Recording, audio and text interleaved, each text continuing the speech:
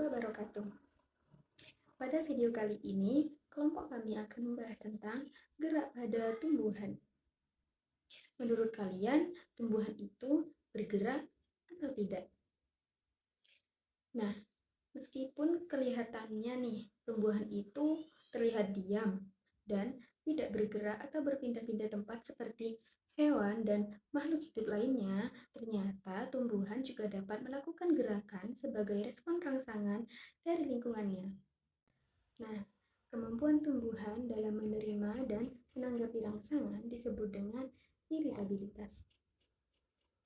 Tapi, meskipun tumbuhan tidak memiliki organ khusus seperti sistem saraf pada hewan untuk merespon rangsangan, tumbuhan tetap mampu merespon rangsangan yang diterimanya.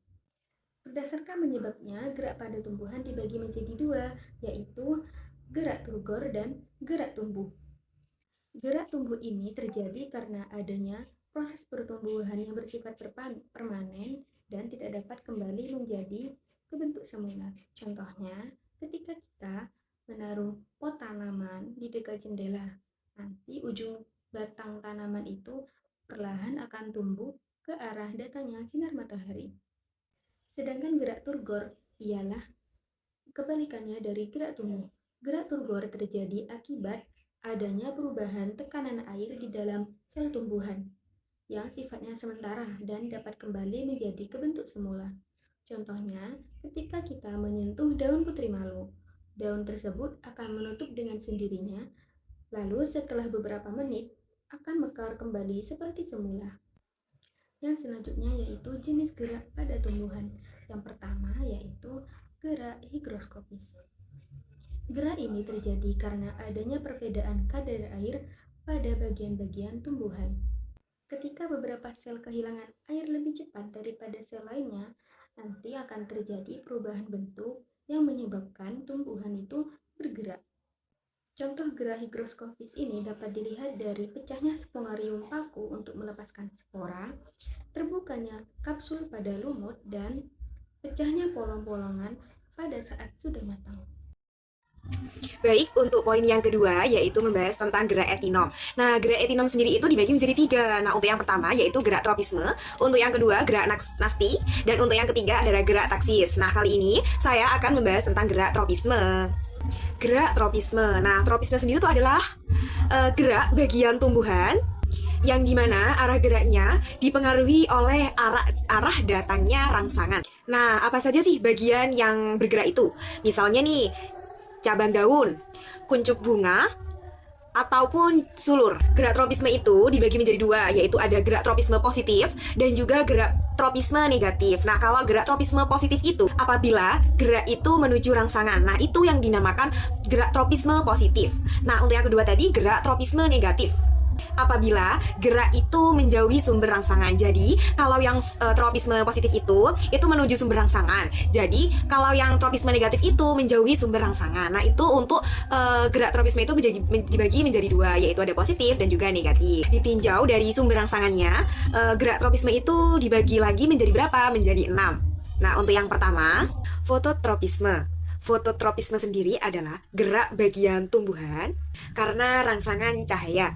Nah, bagian tumbuhan yang menuju ke arah cahaya itulah yang disebut fototropisme. Misalnya itu gerak pada ujung tumbuhan membelokkan ke arah datangnya cahaya. Itu adalah contohnya dari fototropisme. Fototropis ini juga disempurnakan dengan penemuan tentang auksin. Auksin ini berada pada ujung pucuk sehingga ketika cahaya berada di atas tumbuhan akan terjadi distribusi auksin dari pucuk ke daerah pemanjangan secara vertikal. Nah, contohnya fototropisme itu juga bisa pada daun tumbuhan bunga matahari. Selanjutnya geotropisme. Nah, geotropisme adalah gerak bagian tumbuhan karena dipengaruhi oleh gravitasi bumi. Geotropisme itu ada geotropisme positif dan juga geotropisme negatif. Untuk geotropisme positif, gerakan akar menuju tanah. Nah, itu geotropisme positif. Untuk geotropisme negatif, gerak tumbuh batang menjauhi tanah. Nah, ini adalah geotropisme negatif. Gerak yang disebabkan rangsangan gaya gravitasi itulah yang disebut dengan geotropisme. Selanjutnya, hidrotropisme. Nah, hidrotropisme itu adalah gerak bagian tumbuhan karena rangsangan air. Hidrotropisme juga itu dibagi menjadi dua, yaitu ada positif dan juga negatif. Nah, kalau yang positif itu mendekati air. Nah, kalau yang negatif itu menjauhi air. Nah, contohnya untuk yang hidrotropisme positif mendekati air itu, akar tanaman tumbuh bergerak menuju tempat yang banyak airnya di tanah. Itulah contoh hidrotropisme positif. Untuk contoh, untuk hidrotropisme negatif, gerak batang pucuk tumbuhan yang tumbuh ke atas air. Selanjutnya, kemotropisme. Kemotropisme adalah gerak bagian tumbuh karena rangsangan zat kimia. Nah, kemotropisme juga dibagi menjadi dua, ada positif dan juga ada negatif. Nah, untuk yang positif, gerakannya mendekati zat kimia, itu adalah kemotropisme positif. Misalnya, gerak akar menuju zat di dalam tanah. Nah, untuk kemotropisme negatif itu adalah menjauhi zat kimia. Nah, contohnya itu gerak akar menjauhi racun, itu adalah kemotropisme negatif. Tikmotropisme. Nah, tikmotropisme adalah gerak bagian tumbuhan karena adanya rangsangan sentuhan satu sisi atau persinggungan. Nah, contohnya gerak membelit ujung batang atau sulur dari cucur Bitaceae dan Passiflora. Nah, itu adalah tikmotropisme. Nah, contoh tanamannya itu seperti apa? Seperti tanaman anggur, markisa, semangka. Nah, itu. Selanjutnya, gravitropisme. Nah, gravitropisme itu adalah gerak pertumbuhan ke arah atau menjauhi tarikan gravitasi. Gravitropisme itu, jika positif itu, pertumbuhan mengarah ke bawah. Itu gravitropisme positif. Jika pertumbuhan itu mengarah ke atas, itu dinamakan gravitropisme negatif. Bagian tumbuhan yang dapat menerima rangsangan gravitasi itu ada tudung akar dan juga pucuk batang. Berdasarkan arah pertumbuhan terhadap gravitasi, itu dibagi menjadi tiga. Untuk yang pertama yaitu ortogravitropisme, yaitu pertumbuhan gerak lurus ke atas maupun ke bawah. Untuk yang kedua, diagravitropisme, yaitu pertumbuhan mendarat. Untuk yang ketiga, plagiogravitropisme, yaitu pertumbuhan membentuk sudut tertentu. Sedangkan organ yang tidak dapat pengaruh gravitasi disebut agravitropis. Rangsangan gravitasi diterima oleh sel itu melalui dua cara, yaitu untuk cara yang pertama, menerima perbedaan tekanan pada sel sebagai akibat terjadinya distribusi partikel-partikel ringan dan berat yang tidak merata di dalam sel. Nah, untuk yang kedua, timbulnya tekanan sebagai akibat adanya fluktuasi perubahan status air dalam sel akan menimbulkan tekanan yang disebabkan kandungan sel. Selanjutnya, di sini saya akan menjelaskan tentang gerak nasti. Nah, pengertian gerak nasti sendiri yaitu gerak pada tumbuhan yang arah geraknya itu tidak ditentukan oleh datangnya rangsangan, melainkan ditentukan oleh kondisi atau struktur tumbuhan itu sendiri. Nah, gerak nasti ini umumnya terjadi akibat perubahan tekanan turgor pada sel-sel tertentu. Nah, sehingga bersifat sementara atau reversibel. Selanjutnya, pada gerak nasti itu dapat dipicu oleh beberapa faktor lingkungan, seperti suhu, cahaya, sentuhan, maupun faktor lainnya. Nah, kemudian yaitu jenis-jenis gerak nasti. Nah, jenis-jenis gerak nasti itu ada 6. Yang pertama, fotonasti, kemudian diktinasti, tikmonasti atau seismonasti, terus termonasti, haptonasti, dan nasti kompleks.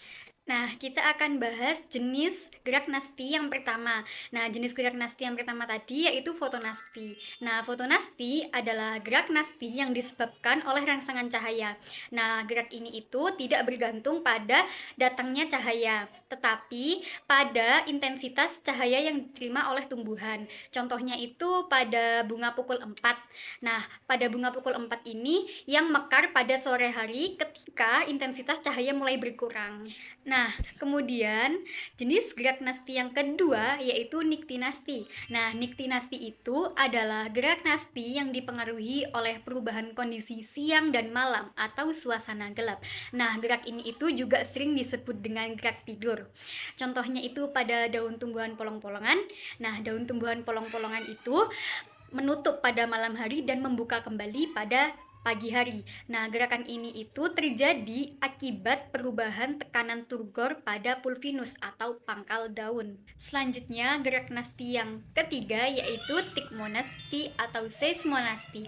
Nah, tikmonasti atau seismonasti itu adalah gerak nasti yang terjadi karena rangsangan berupa sentuhan atau gerakan. Contohnya itu pada daun putri malu. Nah, daun putri malu itu yang menutup ketika disentuh. Nah, sentuhan itu menyebabkan perubahan pada tekanan turgor sehingga daun segera mengatuk. Jenis gerak nasti yang keempat yaitu termonasti. Nah, termonasti itu adalah gerak nasti yang terjadi karena perubahan suhu lingkungan. Contohnya itu pada bunga tulip. Nah, bunga tulip itu yang mekar ketika suhu meningkat dan menutup kembali ketika suhu menurun. Nah, jenis gerak nasti yang kelima yaitu haptonasti. Nah, haptonasti itu adalah gerak nasti yang terjadi karena sentuhan benda hidup, terutama itu pada serangga. Contohnya itu pada tumbuhan penangkap lalat. Nah, tumbuhan penangkap lalat itu yang menutup daunnya ketika ada serangga yang menyentuh rambut-rambut sensorik pada permukaan daunnya. Nah, setelah tertutup itu, serangga akan dicerna untuk memperoleh unsur hara. Jenis gerak nasti yang terakhir yaitu nasti kompleks. Nah, nasti kompleks ini adalah gerak nasti yang dipengaruhi oleh beberapa faktor sekaligus, seperti cahaya, suhu, kadar karbon dioksida, pH, dan kandungan ion tertentu. Contohnya itu adalah gerak membuka dan menutupnya stomata pada daun. Nah, gerakan ini dipengaruhi oleh berbagai faktor lingkungan yang bekerja secara bersamaan. Jadi, gerakan-gerakan tersebut tadi itu menunjukkan kemampuan tumbuhan untuk merespon perubahan lingkungan demi mempertahankan kelangsungan hidupnya. Baik, yang selanjutnya yaitu yang ketiga yaitu taksis. Apa itu taksis? Taksis adalah gerak seluruh tubuh atau bagian dari tumbuhan yang berpindah tempat dan arah perpindahannya dipengaruhi oleh rangsangan. Gerakan yang arahnya mendekati sumber rangsangan disebut taksis positif, dan yang menjauhi sumber rangsangan disebut taksis negatif. Umumnya terjadi pada tumbuhan yang tingkat rendah. Yang selanjutnya yaitu kemotaksis. Apa itu kemotaksis? Kemotaksis merupakan gerak taksis yang disebabkan oleh rangsangan pada zat kimia. Nah, apa itu contohnya? Contohnya yaitu gerak jamet jantan berflagela atau spermatozoid yang dihasilkan oleh antheridium lumut ke arah jamet betina, ke arah gamet betina atau sel telur di dalam archegonium. Spermatozoid bergerak karena ditarik oleh sukrosa atau asam malat. Pada pergerakan ini karena adanya zat kimia pada sel gamet betina. Nah, yang selanjutnya yaitu fototaksis. Apa itu fototaksis? Fototaksis merupakan gerak taksis yang disebabkan oleh rangsangan berupa cahaya. Nah, apa itu contohnya? Contohnya pada ganggang hijau yang langsung menuju cahaya yang intensitasnya sedang. Tetapi apabila intensitasnya cahaya meningkat, maka akan tercapai batas tertentu dan gangguan hijau tiba-tiba akan berbalik, maka akan tercapai batas tertentu dan gangguan hijau tiba-tiba akan berbalik arah dan berenang menuju cahaya. Nah, sehingga terjadi perubahan yang semulanya bergerak fototaksis menjadi fototaksis negatif. Nah, yang selanjutnya yaitu gerak endonom. Apa itu gerak endonom? Gerak endonom adalah gerak yang belum atau tidak diketahui sebabnya.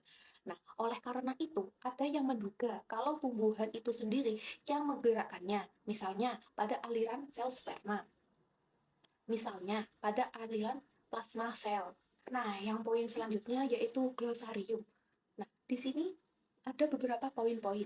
Yang pertama yaitu elastis atau irreversible.